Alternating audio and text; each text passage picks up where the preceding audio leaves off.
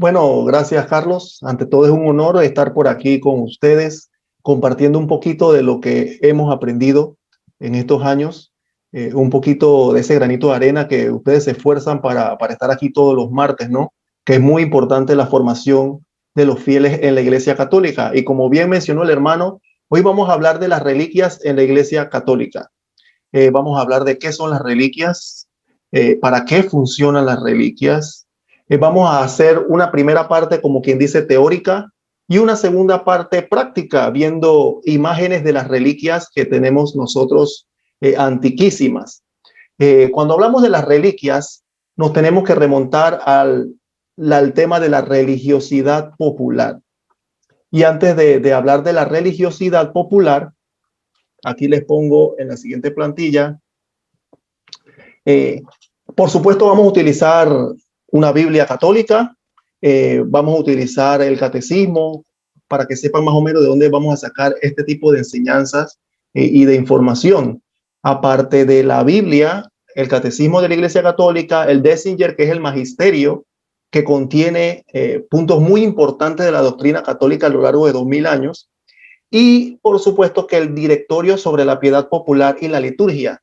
Todos estos documentos, mis hermanos, los pueden bajar inclusive de internet, bajarlo a su celular en PDF, inclusive hay aplicaciones de catecismo y todo lo demás, ¿no? Sería muy interesante que puedan conseguirlo. Ok, bien, como les mencionaba, hoy vamos a hablar de las reliquias y nos tenemos que adentrar al mundo de la religiosidad popular, porque la religiosidad popular de la iglesia ha perdurado desde los inicios de la era cristiana y ha enfatizado más que nada en las personas humildes de a pie, como se dice en buen panameño, ha enfatizado esa forma de ver nuestra fe de una manera diferente, de una manera sencilla, práctica, tradicional, y no por eso que porque sea tradicional está alejada de la Sagrada Escritura. Y es por eso que voy a comenzar a leer un fragmento del catecismo, comenzando de la religiosidad popular del 1674 al 1675. Para explicarles, primero voy a leer y después voy a explicarles qué quiere decir esto. Dice el numeral 1674 del catecismo sobre la religiosidad popular. Además de la liturgia sacramental y de los sacramentales, o sea, el agua bendita, las medallas, etcétera, la catequesis debe tener en cuenta las formas de piedad de los fieles y de religiosidad popular. El sentido religioso del pueblo cristiano ha encontrado en todo tiempo, interesante esto, en todo tiempo, su expresión en formas variadas de piedad en torno a la vida sacramental de la iglesia, tales como la veneración de las reliquias, las visitas a santuarios, las peregrinaciones, las procesiones, el Via Crucis, las danzas religiosas, el rosario, medallas, etcétera. Sigue diciendo nuestro catecismo. Estas expresiones prolongan la vida litúrgica de la iglesia, pero no la sustituyen. Muy importante, no la sustituyen. Pero conviene que estos ejercicios se organicen teniendo en cuenta los tiempos litúrgicos para que estén de acuerdo con la Sagrada Liturgia, deriven en cierto modo de ella y conduzcan al pueblo a ella, ya que la liturgia, por su naturaleza, que es divina, por supuesto, fue inventada por nuestro Señor Jesucristo, no por un hombre, sin un simple hombre, está muy por encima de ellos. Interesante. Entonces vemos estas expresiones en el Catecismo de la Iglesia Católica que nos habla que la religiosidad popular la podemos ver en reliquias, visitas a santuarios, medallas, rosarios, procesiones, pero estos elementos tienen que adentrarnos a la liturgia. En términos panameños, de nada vale estar yendo a procesiones si tu vida sacramental está excluida de esto. Otra frase, de nada vale estar haciendo rosarios solo en la casa si no vas a alimentarte del cuerpo de Cristo en la iglesia. Porque esto no sustituye la vida sacramental, esto es un complemento, es un acompañamiento de la piedad popular. Por ende, tenemos que decirle a aquellas personas que se centran, porque yo conozco personas que se centran en esto, y es así.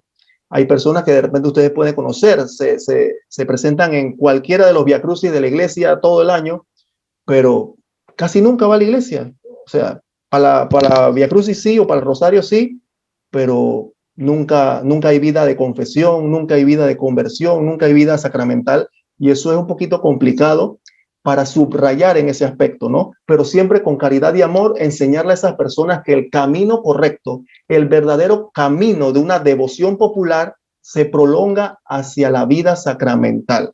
Pues bien, voy a seguir pasando aquí. Entonces seguimos. ¿Qué es una reliquia? Vamos a hablar en términos generales y vamos después a ver lo que nos dice el Concilio Vaticano II sobre las reliquias. Las reliquias, en latín reliquiae, o sea, remanentes, son restos del cuerpo de santos o beatos y por supuesto otras partes de tela y cosas que ellos usaron. Y algo muy importante que hay que recordar sobre las reliquias es que las reliquias no son mágicas, mis queridos hermanos, ni contienen un poder propio, o sea, no tienen un poder separado de Dios. Y es aquí donde el católico tiene que discernir cuál es el uso que la iglesia le da a las reliquias versus los artefactos o objetos de superstición que vemos muy a menudo por las calles.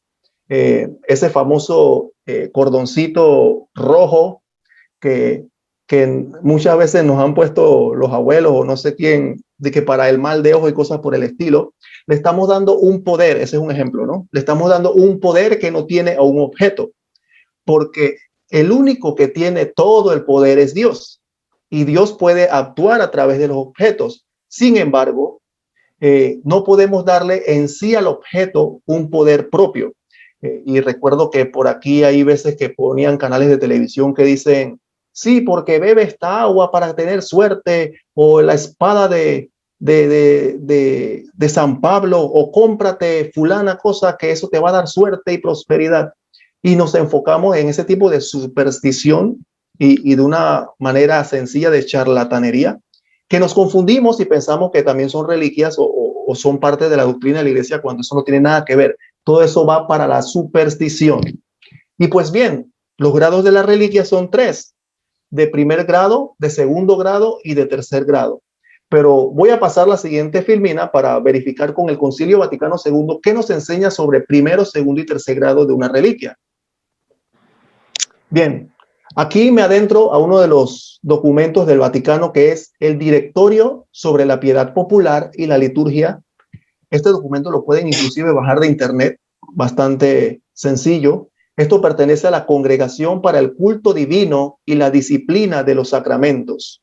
Y en el punto 236, que habla sobre la reliquia de los santos, nos recuerda lo siguiente: que el Concilio Vaticano II recuerda que, de acuerdo con la tradición, interesante, la tradición de la iglesia rinde culto a los santos y venera sus imágenes y sus reliquias auténticas, porque por supuesto hay reliquias que no son auténticas, que no deben ser veneradas, ¿no? Aunque pasa, inclusive alrededor del mundo. Reliquias auténticas. Entonces, lo que decía de primer y segundo y tercer grado, la expresión reliquias de los santos indica ante todo el cuerpo, sería en primer grado, el cuerpo o parte notables del cuerpo, del mismo, de aquellos que, viviendo ya en la patria celestial, fueron en esta tierra por la santidad heroica de su vida, miembros insignes del cuerpo místico de Cristo y templos vivos del Espíritu Santo. He allí la razón por la cual nosotros tenemos ese respeto y devoción por esos hermanos que dieron la vida por Cristo, que tuvieron una vida intachable, una santidad heroica, como nos enseña el Concilio Vaticano II, y es por esas razones que ellos son ejemplos para nosotros, así como decía San Pablo, imítenme a mí como yo imito a Cristo. Entonces, una de las características del cristianismo es que nos conocemos por el amor. Y qué mejor amor por esos hermanos que nos antecedieron en la fe para mostrarles ese respeto que merecen. O sea, si hay personas que tienen reliquias antiguas de un familiar o inclusive de la patria, alguna pintura antigua que uno le toma mucho afecto, mucho cariño, ¿con qué mejor razón podemos nosotros venerar, respetar? Que recuerden que venerar no es lo mismo que adorar. Respetar muchísimo, hablar muchísimo de este tipo de reliquias de los santos, y mostrarle el cariño y amor que merecen, ¿no? Entonces, en segundo lugar, que es el segundo grado de las reliquias, son los objetos que pertenecieron a los santos, que son los utensilios, los vestidos, manuscritos y objetos que han estado en contacto con sus cuerpos o con sus sepulcros, que son las reliquias de tercer grado, como las estampas de lino, imágenes veneradas, etcétera. Seguimos aquí. Hablando de los concilios de la iglesia, ahora vamos a hablar sobre los concilios. Recuerden que los concilios son las reuniones importantes en que la iglesia ha dictaminado cosas con referente a la doctrina, a la piedad popular, a la moral, etcétera, etcétera, etcétera. Entonces, los concilios de la iglesia nos enseñan que la iglesia siempre ha recordado la veneración y el buen uso que se les da a las reliquias desde los comienzos del cristianismo. Y así lo ha especificado en diferentes concilios, como vemos aquí. Por ejemplo, el segundo concilio de Nicea en el año 787, el concilio romano del año 993, el cuarto concilio de Letrán en el año 1215, en una bula del concilio de Constanza que se llama Intercuntax de 1418, y el concilio de Trento en el siglo XVI contra los protestantes, que ellos negaban su honra y consideraba inútil su veneración. Y aquí voy a detenerme en dos puntos. Entre el concilio de Letrán y el concilio de Constanza, entre los años 1200 a 1400, se dio un fenómeno interesante. Recuerden que en la Edad Media, se dio mucho los saqueos, las conquistas y todo lo demás. Y es por eso que debemos tener en cuenta que para ese tiempo la iglesia tuvo que poner un stop al uso de las reliquias. ¿En qué sentido? De que había personas que estaban vendiendo reliquias, auténticas, y había creo que alguien está con el micrófono encendido por ahí, hermanos. Exal, si puedes apagar tu micrófono, por favor.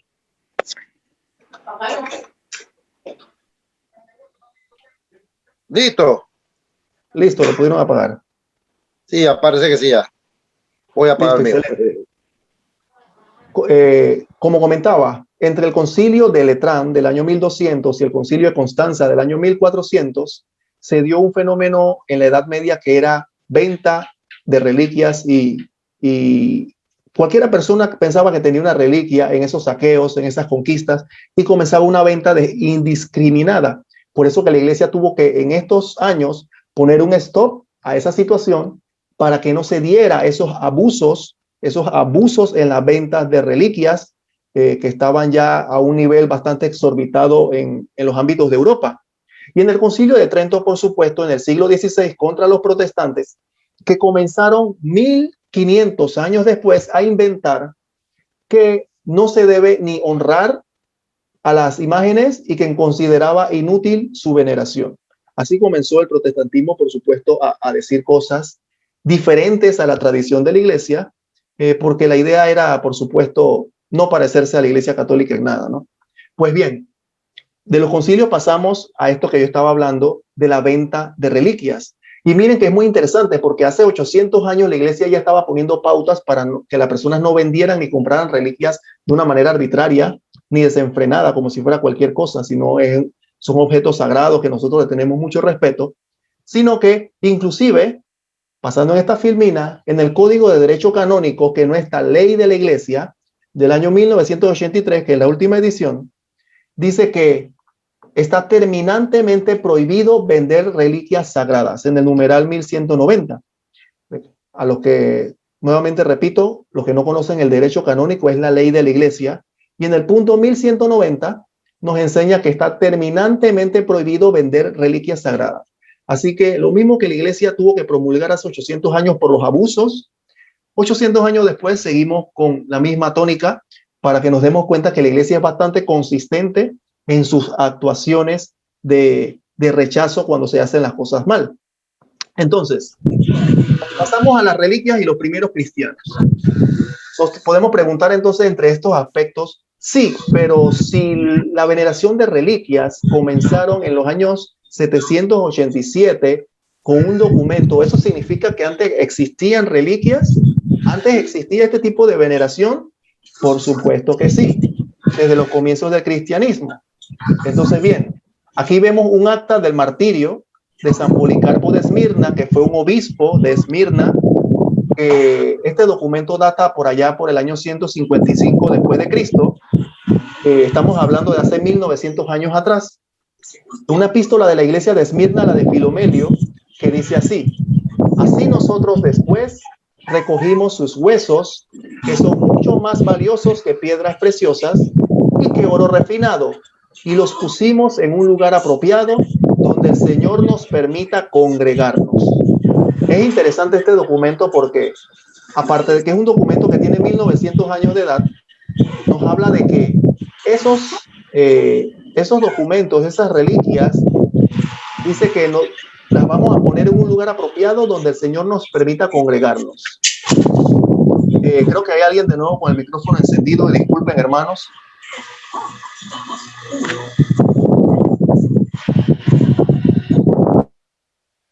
¿Hay alguien con el micrófono encendido, hermanos? Si por favor lo pueden apagar. Ya lo puedo. Excelente. Pues bien, ese lugar apropiado donde el Señor nos permita congregarnos, por supuesto, estábamos hablando de liturgia también. Y es por eso que recuerdo que en muchas basílicas de nosotros, ustedes se pueden preguntar, en grandes catedrales, inclusive en algunas iglesias permiten reliquias de los santos. Nuestra basílica aquí en Panamá tenemos reliquias en el altar. Y es muy interesante ver que ahorita podemos constatar palpablemente que esas reliquias que tenemos en el altar en la basílica, en la ciudad, es lo mismo que está pasando aquí con las reliquias de Policarpo. Dice que los ponen en un lugar apropiado donde el Señor nos permita congregarnos. Aquí vemos a Policarpo de Esmirna, que para los que no saben la historia, Policarpo fue un obispo de Esmirna que murió quemado vivo, por supuesto, por causa de la fe. Y cuando quedaron los restos, los cristianos y seguidores de Policarpo recogieron los restos y, por supuesto, redactaron esta acta. Vamos a ver otro ejemplo de los primeros cristianos primitivos. Aquí tenemos el acta de martirio de San Ignacio de Antioquía, que fue discípulo también, tanto como Policarpo del apóstol Juan. Hay una tradición antiquísima y muchos concuerdan con esta tradición que recuerdan el pasaje de Jesús cuando dicen que todos los niños vengan a mí y no se lo impidan, y sentó un niño en sus piernas. Bueno, muchos concuerdan de que ese niño era Ignacio de Antioquía, que por su fe murió entre el año 107 al 110 después de Cristo, devorado por los leones. Fue obispo de Antioquía. Sí, allí mismo donde de hecho los apóstoles dice que se llamaron cristianos, y él fue el primero en llamar a la iglesia, esa misma iglesia cristiana, como católica en el año 107, él siendo discípulo del apóstol San Juan. Entonces esto lo encontramos en el Enchiridium Patristicum, es un documento bastante antiguo que es un poquito antes de 1930. También se puede buscar por internet a los interesados en investigar.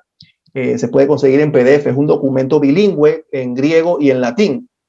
Y dice este documento del acta de martirio de San Ignacio, dice: solo han quedado las partes más duras de sus santas reliquias y se han llevado a Antioquía, de donde él era, ¿no?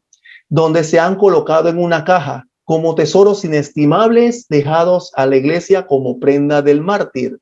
Y aquí vemos nuevamente cómo la iglesia y los fieles protegían, veneraban, respetaban y cuidaban los restos mortales de los hermanos en la fe que eran muy insignes, por supuesto. Y también vemos a San Jerónimo, voy a saltarme unos siglos. San Jerónimo por allá por el año 404 en una carta nos dice: no adoramos por temor a inclinarnos ante la criatura en lugar de ante el Creador, sino que veneramos, oigan esto, veneramos las reliquias de los mártires para poder adorar mejor aquel cuyos mártires son. Aquí San Jerónimo, sí, el que tradujo la Vulgata, la primera traducción de la Biblia al latín, del griego y el hebreo, nos habla hace 1600 años de que ellos veneran las reliquias de los mártires para poder adorar mejor a aquel cuyos mártires son, o sea, hablando de Dios, de nuestro Señor Jesucristo. Es muy interesante eso. Y en otra carta que no está aquí en la filmina, pero se las voy a leer, dice San Jerónimo que incluso se aplicaban a los ojos de las santas cenizas de los mártires para que también puedan venerarlas de esa manera. Eso está en una carta 46 de su epistolario. Dice que se aplicaban cenizas en los ojos venerando los sepulcros de los mártires. Muy interesante esto. Ahora bien, vamos a pasar ahora a los textos bíblicos. ¿Dónde podemos ver reliquias? En un modo general, la palabra reliquia es algo, un objeto antiguo y sagrado. Y si alguna vez le preguntan, ¿es que la palabra reliquia no aparece en la Biblia? Recuerden que una reliquia es un objeto sagrado antiguo. Entonces, desde el Antiguo Testamento podemos ver objetos sagrados antiguos. Aunque parezca mentira, aunque algunos no sé por qué no ven los objetos sagrados antiguos. Por ejemplo, los restos mortales de José, así como las reliquias que acabamos de leer de Policarpo, de Ignacio. Lo vemos en Génesis capítulo 50, en Éxodo, la vara de Moisés, que con esa vara dividió las aguas, a los que recuerdan los textos de Moisés. También golpeó unas rocas y salió agua. También con esa misma vara que tenía Aarón por ahí, que se transformó en una serpiente y devoró las serpientes de los hechiceros del faraón. También tenemos el aceite utilizado para la consagración sacerdotal. El arca de la alianza, por supuesto, que también era un objeto catalogado como santo. El manto de Elías, que muchos conocen esa historia de Elías, con el cual Eliseo dividió las aguas. Los huesos, por supuesto, del profeta Eliseo, que también el pasaje muy conocido donde echaron a un muerto en la fosa donde estaban los huesos de Eliseo y el muerto revivió. El borde de la túnica de Cristo y también los pañuelos que usaba San Pablo. En Hechos de los Apóstoles, capítulo 19, versículo 11 y 12. Pero voy a adentrarme en uno de estos textos bíblicos, que es Éxodo 30, versículo 31, sobre el aceite utilizado por los sacerdotes. Dice así: y dirás a los hijos de Israel, Éxodo, recuerden, capítulo 30, versículo 31 y 32. Vamos a leer para darnos cuenta de que desde el Antiguo Testamento hay objetos que los mismos israelitas catalogaban como santos y sagrados. Y dirás a los hijos de Israel, este será el óleo de la unción santa de generación en generación. No se derramará sobre ningún otro hombre, ni haréis otro ungüento como una composición parecida. Es cosa sagrada y como sagrado lo habéis de tener. Interesante. Dice el versículo 35 también de ese capítulo 30 de Éxodo: prepararás con ello un incienso aromático, elaborado con arte de perfumista, sazonado con sal. Será puro y santo. Oigan esto, será puro y santo. Estamos hablando de un objeto santo, un objeto sagrado, por el cual casi nadie podía tocar, a menos que fuera sacerdote. Inclusive había circunstancias en que algunos sacerdotes tampoco podían tocar algunas cosas, sino el sumo sacerdote. Y es muy interesante cómo vemos desde el Antiguo Testamento hay objetos sagrados, hay objetos venerados, como los huesos mortales de José, la vara de Moisés, que por supuesto la custodiaban en el arca de la alianza, con el maná y demás, como vemos en el libro de Hebreos, ¿no?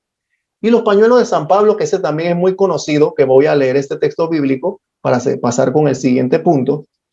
Hechos de los Apóstoles, capítulo 19, versículo 11 y 12, que dice: Dios obraba por mano de Pablo milagros nada corrientes, de manera que hasta los pañuelos y las ropas que habían tocado su cuerpo, aplicado a los enfermos, hacían desaparecer las dolencias y expulsaban los espíritus malignos. Palabra de Dios.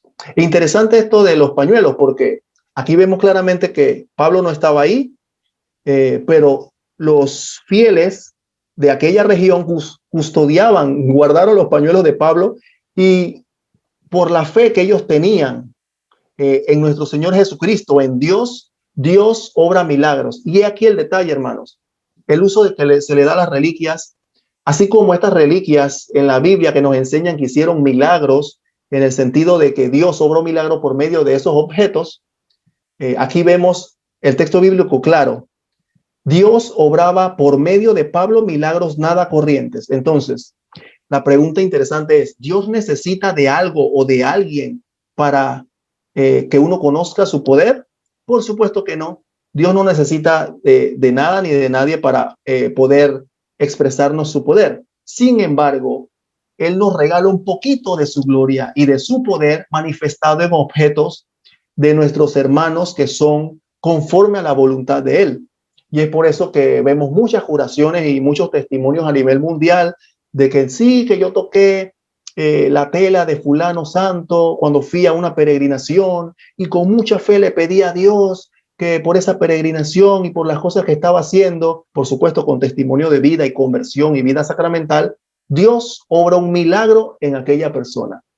Dios no se detiene, Dios no solamente está encapsulado en un libro, sino que Dios puede manifestar su gloria y darnos gracias a través de objetos visibles, que eso es lo que a veces los hermanos que no son católicos se les dificulta en comprender y se derivan un poquito en ese aspecto como gnóstico, de que todo tiene que ser espiritual, cuando nuestra misma santa palabra de Dios y Dios mismo nos enseña que Él puede otorgar gracias y suceden milagros a través de objetos que podemos palpar, objetos tangibles, y Dios es el que hace ese tipo de milagros.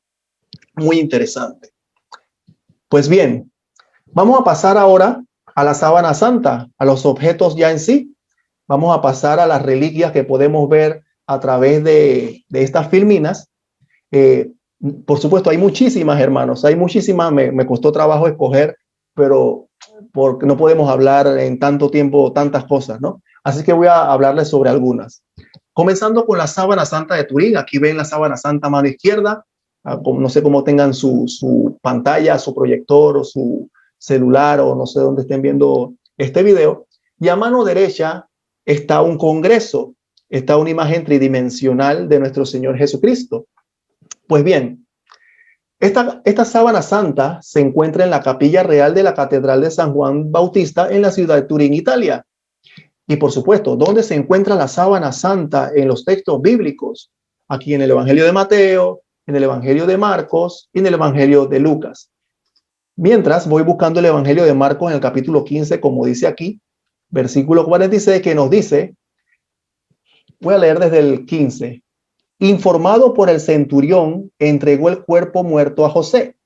Entonces después de comprar una sábana, lo descolgó y lo envolvió en ella, lo depositó en un sepulcro que estaba excavado en una roca e hizo rodar una piedra a la entrada del sepulcro.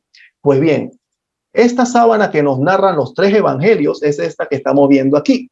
Ha sido custodiada por la iglesia por mucho tiempo, inclusive ha sufrido deterioros innumerables por las guerras, incendios, saqueos. Incluso la sábana santa era objeto de un estudio diferente donde incluso ateos o científicos rechazaban que esa sábana tenía 2000 años de antigüedad, porque le hicieron la prueba del carbono 14 y dice que esa sábana santa no era de hace 2000 años, sino que tenía menos de 1000 años.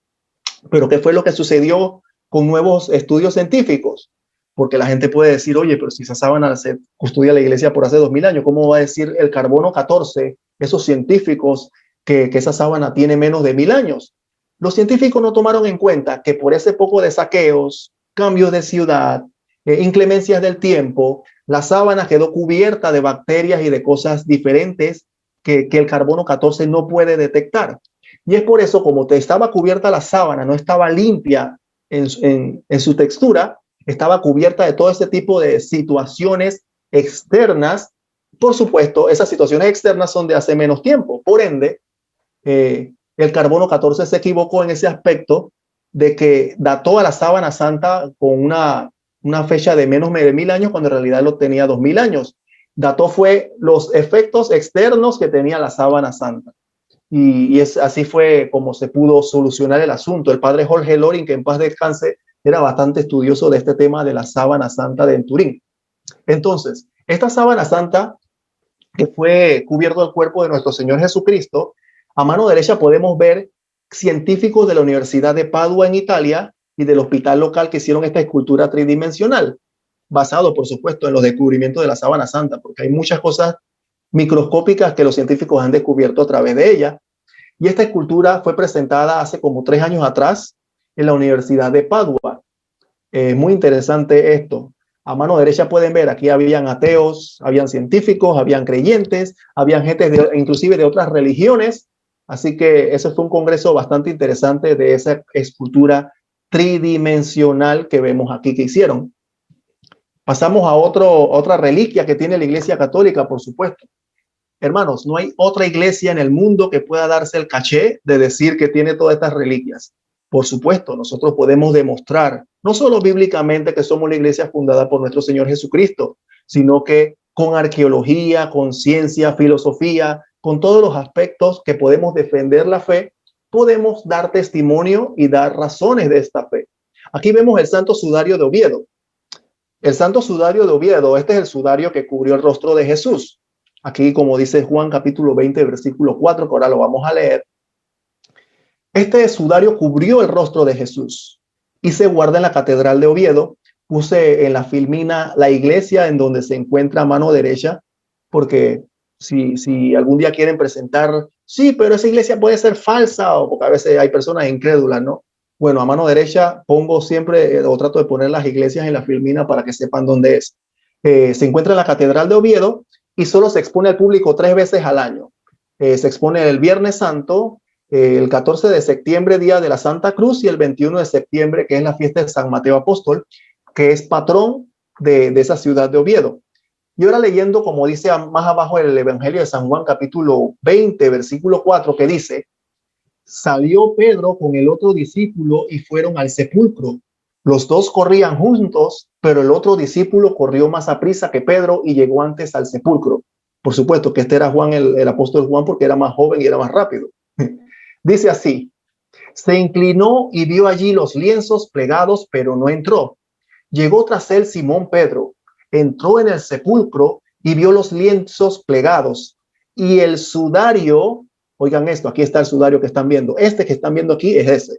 Y el sudario que había sido puesto en su cabeza, no plegado junto con los lienzos, sino aparte, todavía enrollado en un sitio. Palabra del Señor, gloria a ti, Señor Jesús. Aquí vemos que este sudario de Oviedo es el mismo relatado en el Evangelio de Juan, capítulo 20, versículo 4.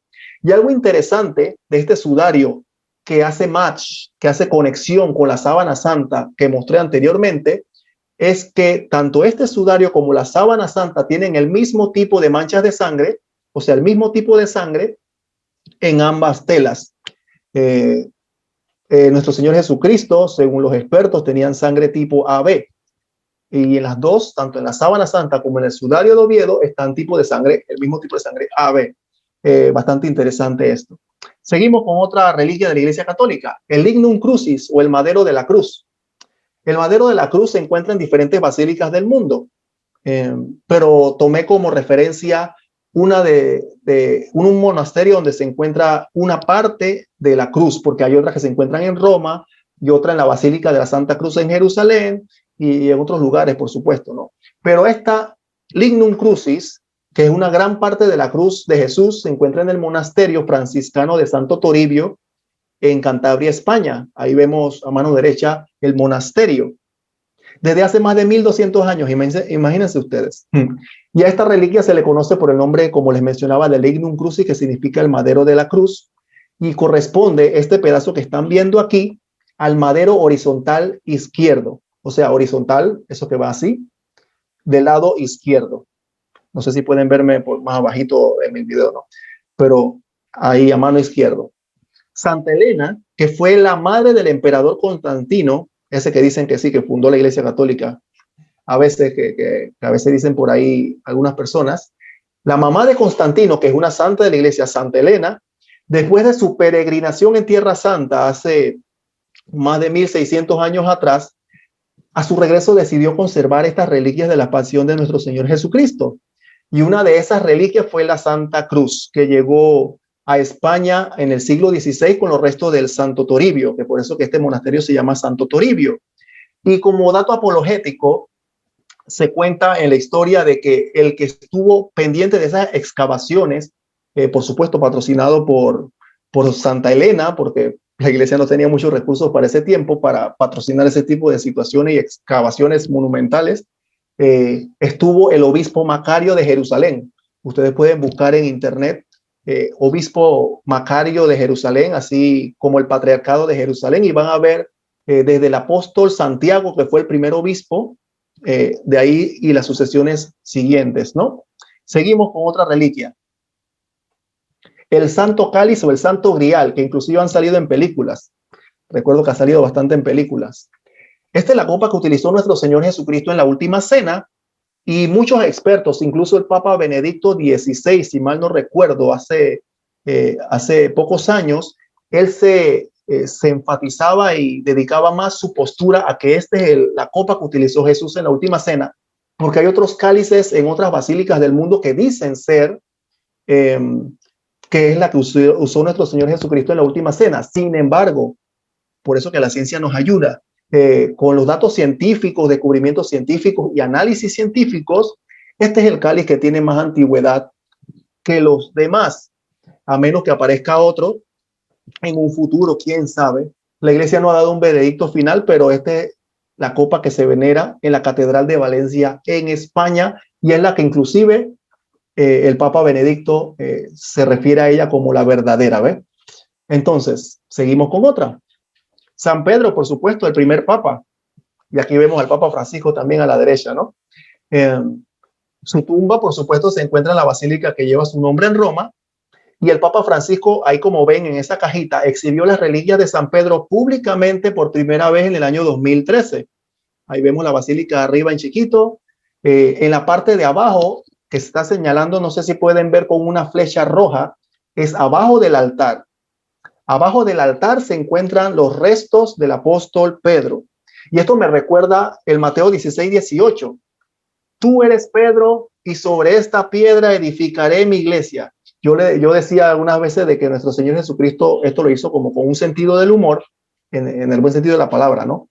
Porque dijo, sobre ti edificaré mi iglesia, y literalmente edificó su iglesia, porque abajo del altar de la Basílica de San Pedro se encuentran los restos mortales del apóstol Pedro. Es interesante. A mí me gustó ese análisis que una vez me dijeron, que nuestro Señor Jesucristo es tan literal que ahí fue donde encontraron las reliquias del apóstol Pedro. Ahora vamos con el apóstol Pablo. Antes de eso, las cadenas de San Pedro. Van a preguntarse, oye, de repente yo no conocía esto de las cadenas de San Pedro. Pues bien, estas cadenas, estas reliquias, se encuentran en la Basílica de San Pietro en Vincoli, que significa San Pedro en cadenas, en Roma, por supuesto.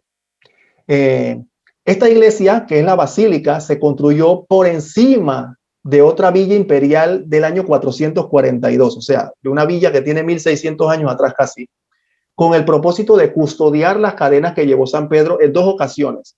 Y se pueden preguntar, ¿dónde San Pedro utilizó las cadenas? ¿Dónde? Bueno, cuando fue 2 veces encarcelado en Hechos de los Apóstoles, en el capítulo 5 y en el capítulo 12.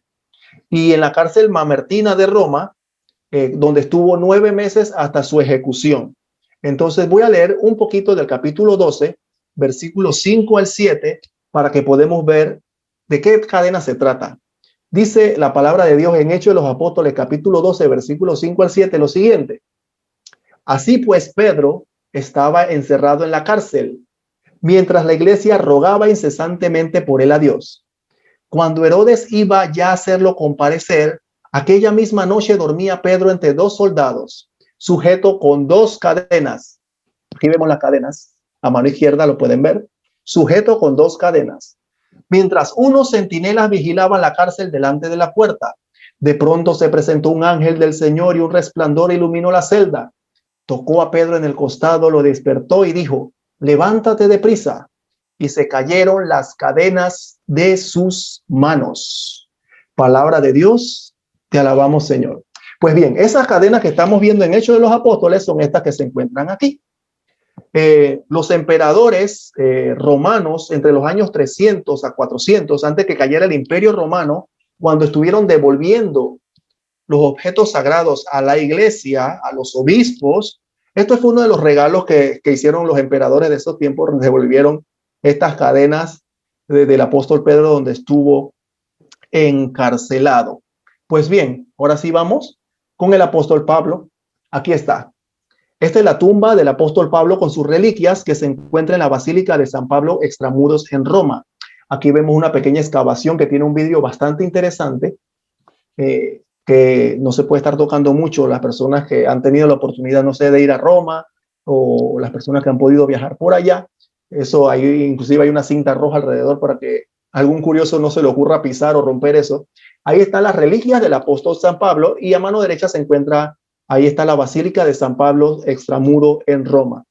Y esto es bastante interesante porque recuerden que tanto Pedro como Pablo murieron en Roma a mano de los emperadores. Y todas estas reliquias que estamos viendo y muchísimas más, ¿quién más la tiene? La de Santa Iglesia Católica, la única fundada por nuestro Señor Jesucristo. Pues bien, ya para ir terminando, vamos a hablar de los cuerpos incorruptos de santos. Vamos a poner nada más dos ejemplos, porque los cuerpos incorruptos, ¿qué es un cuerpo incorrupto? Es el poder de Dios manifestado en sus elegidos. Hay cuerpos que inclusive pueden pasar siglos y que no se descomponen.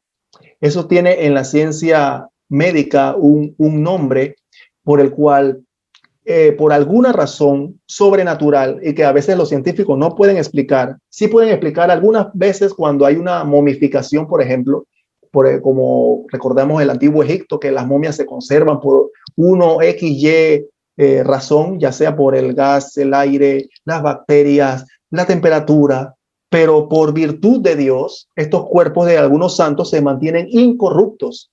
¿Y para qué? Para darnos un toque de su gloria, para manifestarnos que Él siempre está con nosotros, para manifestarnos de que si nosotros seguimos su voluntad e imitamos a esos ejemplos de vida que son sus santos, así como dijo San Pablo, imíteme a mí como yo soy imitador de Cristo, podemos llegar y alcanzar la promesa de Dios que es el cielo. Y eso es como un anticipo a la resurrección de los muertos, porque estos cuerpos que pasan siglos y no se descomponen es un milagro verdadero de Dios. Pues bien, vamos a poner un ejemplo aquí. Santa Bernadette Soubirous, o Santa Bernardita, como bien conocida, que fue la vidente de la Virgen de Lourdes, de la Inmaculada Concepción, más que nada, murió en el año 1879. Miren cuántos años han pasado. Y su cuerpo permanece incorrupto, que es una reliquia, y se encuentra en el santuario de Nevers en Francia. Allá es muy venerado esas reliquias.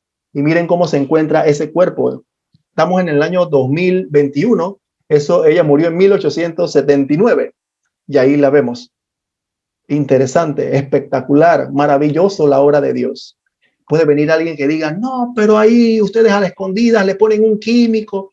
Ciertamente hay veces que la iglesia protege algunas reliquias y la piel con alguna cera, algo por el estilo, pero así tal cual la están viendo, ustedes pueden ir allá y tal cual así la ven.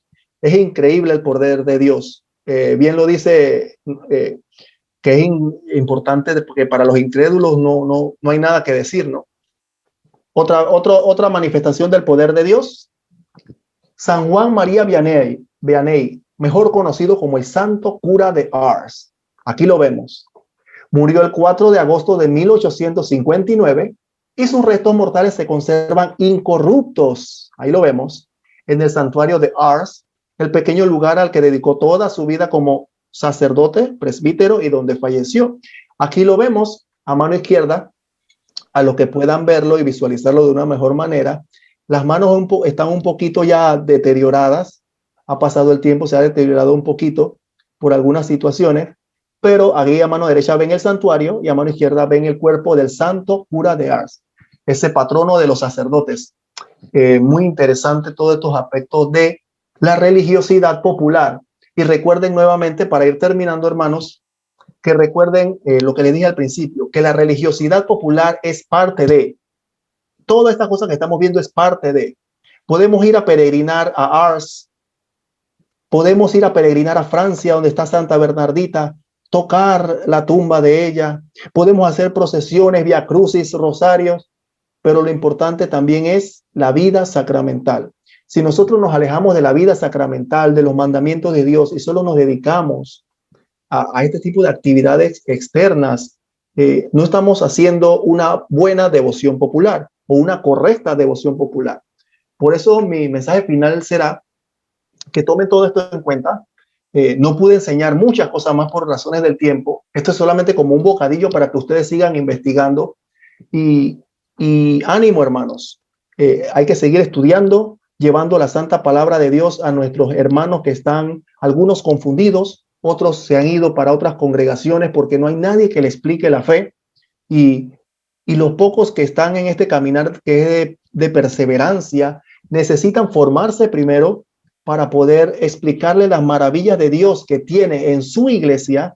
Por eso cuando me dicen, sí, yo me fui para otra iglesia porque allá hay milagros. Bueno, ¿qué mejor milagro? ¿Qué mejor milagro de todas estas cosas que estamos viendo? Número uno, arqueología, ciencia, Biblia, estos santos que nos dan ejemplos. Es increíble el poder de Dios, cómo se manifiesta en nuestras narices, por decirlo así. Y aún así muchos no creen, muchos se van para otros lugares.